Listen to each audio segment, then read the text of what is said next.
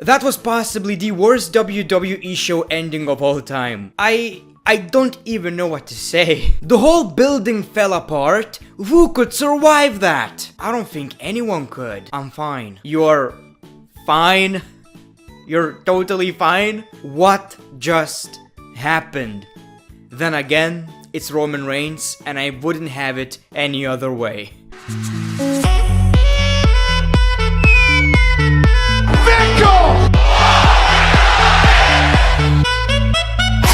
But you gotta make Roman look really strong. The best in the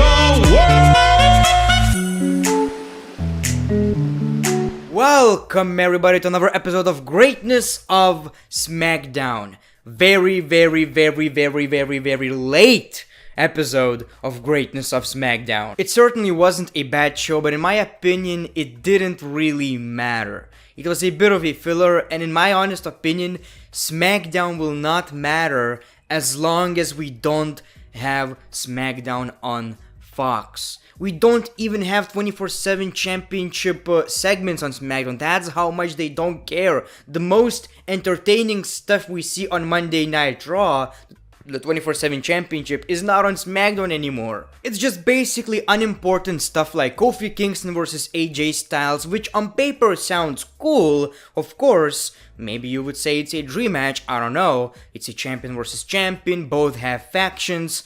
I like that, but does it really matter?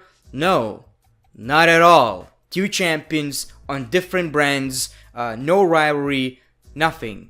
So, SmackDown right now is basically what we used to have on SmackDown in 2014-15 before the brand split. So, I'm going to talk about the wildcard rule in the next video on Greatness of Wrestling because I've got a little bit of news.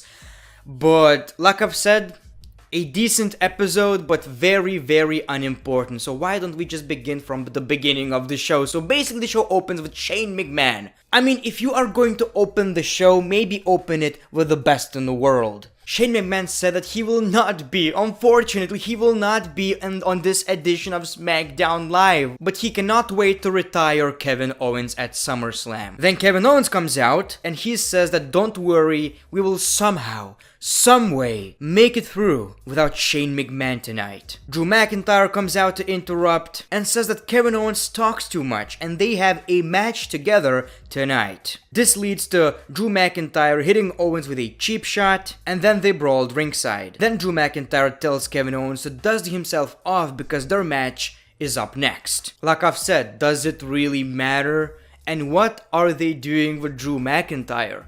Why would he care so much? He was supposed to be a badass, the next face of the WWE. I think The Rock tweeted that he sees Drew McIntyre as the next face of the WWE. What I'm seeing is Shane McMahon's goon. What are you doing with the guy? Like, I was one of the biggest Drew McIntyre fans when he came back to the WWE. And now we're seeing this. Like, they completely ruined Drew McIntyre. They ruined Elias. And I appreciate the fact that we have a faction, but it's not a faction I really want. Like, I don't want Shane McMahon as a leader of a faction.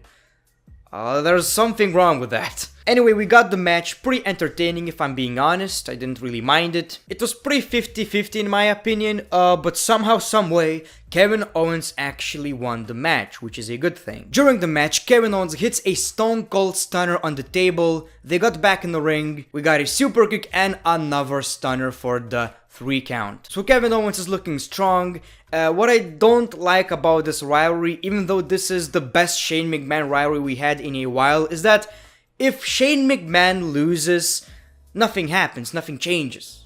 Absolutely nothing. Nothing at all.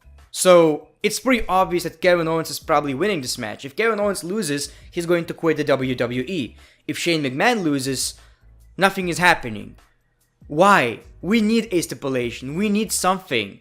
It's a pretty unimportant match if you ask me. We got Dolph Ziggler backstage for an interview. He trashes some of the legends who have appeared on WWE recently, like Mick Foley, Goldberg, and Shawn Michaels. And he says that he's going to take out the A-lister at SummerSlam. So Dolph Ziggler is talking a lot of crap about Goldberg lately, and I've got some bad news. I'll talk about that on Greatness of Wrestling. You probably know what I mean, you probably heard about that. We see a pre-taped promo from Alistair Black and he says that he wants more competition. So hopefully at SummerSlam we will get another challenger for Alistair Black. I would personally love to see Alistair Black versus Randy Orton, but that's definitely not happening because Randy Orton is facing Kofi Kingston for the WWE Championship, which is even better, let's be honest. But the biggest rivalry that Alistair Black could have right now against anyone is against Randy Orton. They somehow have similar gimmicks in a way, kinda. Both are very mysterious characters. I would love to see that. And by the way, like a couple of months ago, Alistair Black actually defeated Randy Orton in a live event, fair and square, with his finisher, with Blackout. That's great. So I'm pretty sure Alistair Black's future in the WWE is very bright. We got Bayley and Ember Moon versus Alexa Bliss and Nikki Cross. And Alexa Bliss actually pinned Ember Moon. I don't know what to say about that. A challenger for the SmackDown Live Women's Championship lost a match against Alexa Bliss out of all people. Someone really doesn't like Ember Moon backstage. Like, she's very talented. She should have been in the title picture months ago. Now she's in the title picture and she keeps losing. She looks weak. She didn't even earn the opportunity. Bayley gave it to her. And like I've said, she lost to Alexa Bliss. Alexa Bliss. So someone really doesn't like her. Pretty sure about that. And after that, Bayley hit her with Bayley to belly. And yeah. That's our challenger. Daniel Bryan and Eric Rowan are backstage for an interview, but they end up not saying anything and just walking off. So we didn't get the announcement again. And I'm pretty sure that I know what the announcement is, but I'll talk about that at the end of the video. Sami Zayn does an interview backstage where he says that Alistair Black needs to be beaten and exposed. I totally forgot about that. Sami Zayn actually challenged Alistair Black at SummerSlam. So we are getting Alistair Black versus Sami Zayn, and it's pretty predictable. Sami Zayn, Cesaro, who's next? Mustafa? Andrade or someone? I don't know. We got Jerry Lawler's show, and the special guest was Trish Stratus. They pretty much talked about Raw Reunion, and none of it made any sense whatsoever. It was the most pointless crap I've ever seen. The transition was bad, like Charlotte Flair interrupted out of nowhere. So I know that they were building towards Trish Stratus and Charlotte Flair promo segment match, but it made no sense whatsoever. Like, it was very unnatural and forced. I wish they came up with something a little bit more creative. So basically, Charlotte challenged Trish Stratus to a match, and she, accepted because basically she was manipulated into the match. So we are getting Charlotte versus Trish Stratus at SummerSlam. A dream match, I'm not gonna lie, but the way it's being billed is absolutely horrendous, especially because we already knew that this match is going to happen before SmackDown.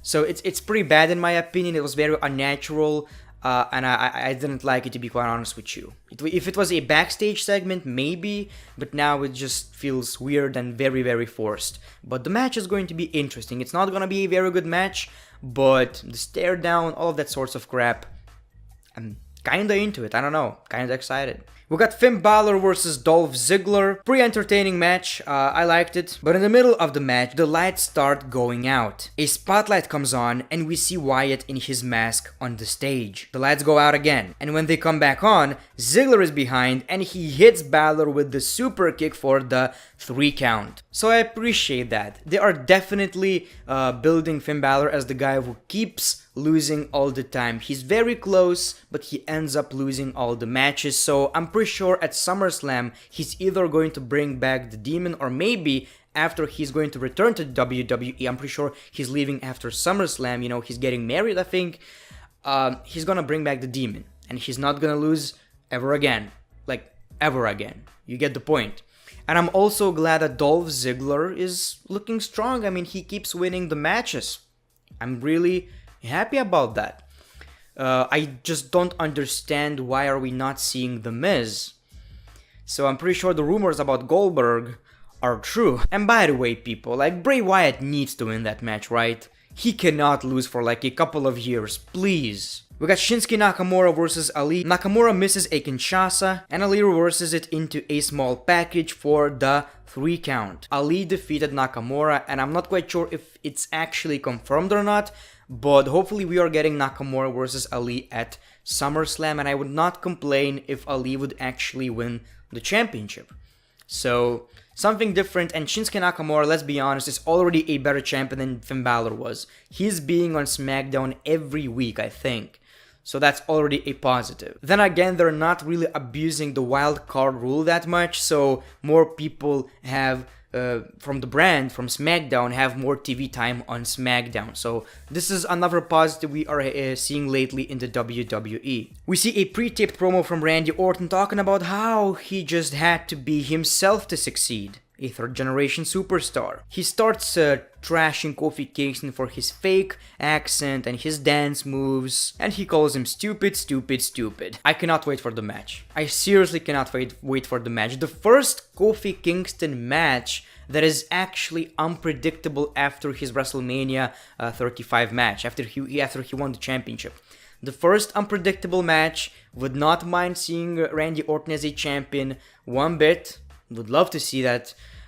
So yeah, I'm very excited. That's definitely the most exciting match on the card. And then we got Kofi Kingston versus AJ Styles. Pretty good, but surprisingly, Kofi Kingston won fair and square against AJ Styles with Trouble in Paradise midair. Like, that looked absolutely amazing. This match was great. Like I've said, I liked the show, but nothing really mattered, let's be honest. We like to criticize Kofi Kingston because he doesn't really look like a champion. He's throwing pancakes all the time, and I want him to get a little bit more serious. But then again, the way he's being booked, priceless. He keeps winning all the matches, fair and square. This is how a champion is supposed to look like. So I cannot really say a lot of negative stuff about Kofi Kingston being the WWE champion. Just that I want him to be a little bit more serious. But that was a great match. Really liked it. Was it necessary? Definitely not. Roman Reigns arrives backstage for an interview because he wanted to make an announcement, a SummerSlam announcement. But basically, a forklift comes out of nowhere and knocks something on top of Roman Reigns. A bunch of speakers, equipment fall on Reigns, and the WWE crew members rush to help him. Who could survive that? No one. Absolutely no one. This is an injury. Braun Strowman would basically end up in a hospital. No, it's Roman Reigns. He's fine. I'm gonna go enjoy a nice pina colada from the Primo brothers. Are you serious with this? What just happened? Okay, it was bad. Everything about this segment was bad. I cannot believe that this ended up being on SmackDown. But okay, everything falls apart, whatever. If Roman Reigns acted like he's actually injured, it would be fine. But now he's basically a superhero. And WWE on Twitter keep posting updates on who it was it, on purpose, was it an accident? And I think that it's actually going to be Daniel Bryan. I'm pretty sure we are going to get Daniel Bryan versus Roman Reigns. Daniel Bryan is not making an announcement. Roman Reigns got attacked. Samoa Joe versus Roman Reigns rivalry is pretty much over at this point. And I would love to see that. Reigns, Daniel, I'm all for it. But that was bad. The ending was just trash, let's be honest. And I'm sorry for this review being so late. I mean, in a couple of days, I'm going to make another one. So maybe a bit too many reviews. But thank you for watching the video. Let me know what you thought about the show in the comments below. And as always, yeah man, the great one. Peace, love, and hugs.